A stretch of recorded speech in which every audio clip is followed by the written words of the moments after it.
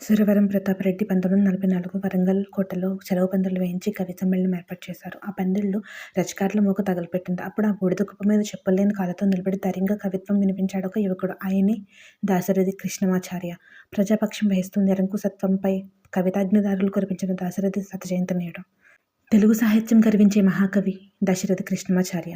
ఇప్పటి మహబూబాబాద్ జిల్లా చెనుగూడూరు గ్రామంలో 1965 జూలై 22న ఆయన జన్మించారు. పుట్టిన ఊరితో పాటు ఖమ్మంలో విద్యాభ్యాసం చేశారు. 7వ తరగతి చదువుతున్నప్పుడే తోటి విద్యార్థులకు ఇంగ్లీష్ వ్యాకరణం, ఉర్దూ ట్యూషన్ చెప్పారు. అలా వచ్చిన డబ్బుతో తన అవసరాలు తెచ్చుకునేవారు. ఇక్బాల్ కవిత్వం బాలదాశరథిలో ధిక్కార బీజాలు నాటింది. ఆ చైతన్యపూరిత విత్తనాలే భవిష్యత్తులో అగ్నిధారగా మారాయి. నిజాం వ్యతిరేకంగా సాగిన తొలి సాయుధ రైతాంగ పోరాటంలో దాశరథి భాగస్వామి అయ్యారు.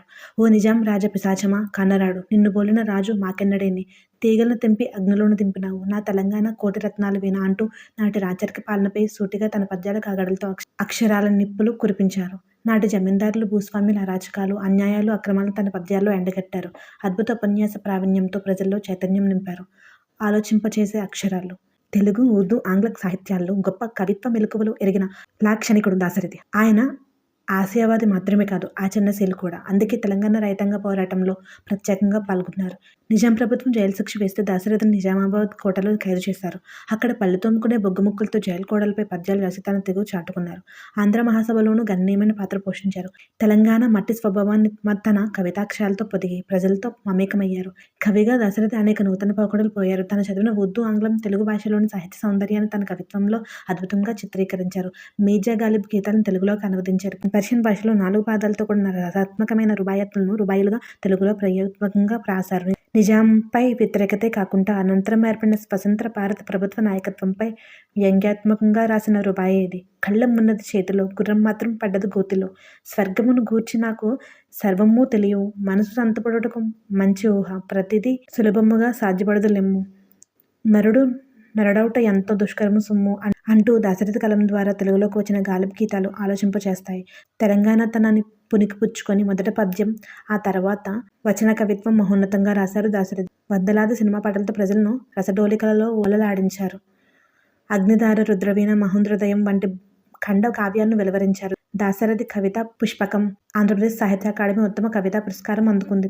తిమిరంతో సమరం కవితా సంపుటిని కేంద్ర సాహిత్య అకాడమీ అవార్డు వరించింది. తన కవితలతో సామాన్యులను సైతం కదిలించారు. హైదరాబాద్లోని నాంపల్లి ఎగ్జిబిషన్ గ్రౌండ్స్లో ఏర్పాటు చేసిన తెలుగు, ఉర్దూ కవుల ముషాయిరాకు అధ్యక్షత వహించేందుకు ఒకసారి దాశరథి సికింద్రాబాద్లో రైలు దిగారు. గ్రౌండ్ వరకు ఒక రిక్షా మాట్లాడుకున్నారు. కార్యక్రమంలో ఒక ఉర్దూ కవి వేదికపైకి వచ్చి కవిత వినిపిస్తుంటే అతన్ని ఎక్కడో చూసినట్టు అనిపించింది. అంతకు ముందు అతడి రిక్షాలోనే అక్కడికి వచ్చినట్లు గుర్తించి సంభ్రమాశ్చర్యానికి లోనయ్యారు. వెంటనే తన సాల్వాను ఆ కవికి కప్పి సన్మానించారు. ఆ మధుర జ్ఞాపకాన్ని తన ఆత్మకథలో రాసుకున్నారు. కవిత్వంపై దాశరథికి ఉన్న ఎనలేని ఆరాధనా భావానికి అదొక నిదర్శనం. ప్రతి మాటలో నిజాయితీ. దాశరథిని 1977లో ఆంధ్రప్రదేశ్ ప్రభుత్వం రాష్ట్ర ఆస్థాన కవిగా నియమించింది. తెలుగు కవిత్వంలో దాశరథి ముద్ర అజరామరమైంది. ఎవరి వైపు నిలబడి కవిత్వం రాయాలన్న దానిపై ఆయనకు పూర్తి స్పష్టత ఉంది.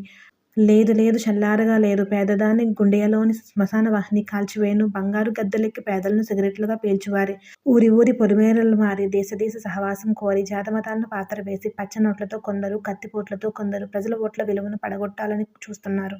వెనక్కు పోతూ ముందుకు పోతున్నామనుకునే వెర్రి వెంగళాయాల విజ్ఞాన జ్యోతుల అజ్ఞానపు రీతులు వంటి పంక్తులు అందుకు చక్కని ఉదాహరణలు. అందుకే దాశరథి కవిత్వానికి ప్రాసంగికత ఎప్పటికీ ఉంటుంది. పద్యం రాసిన, కవిత్వం, రేడియో నాటకాలు రచించిన, యాత్రా స్మృతి, ఆత్మకథ వెలువరించిన ప్రతి వాక్యంలో ఆయన నిజాయితీ, నిబద్ధత, నిక్కచ్చితనం కనిపిస్తాయి.